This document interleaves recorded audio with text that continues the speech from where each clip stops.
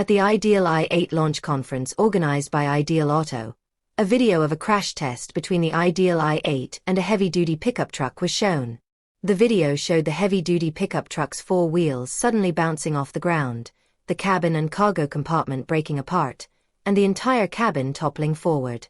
According to Ideal's official statement, the i8 model collided with a hard obstacle at 61 km per hour, 37 miles per hour, 1.75 times the Chinese national safety test standard, and the battery pack's underbody shield remained intact.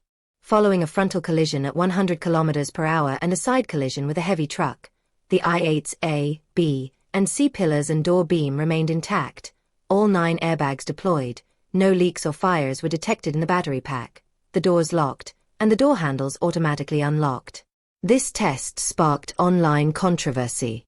Chenglong Truck's official Douyin account responded to online inquiries, stating that they are investigating the situation and actively communicating. Li Auto's public relations department has not yet responded to this matter.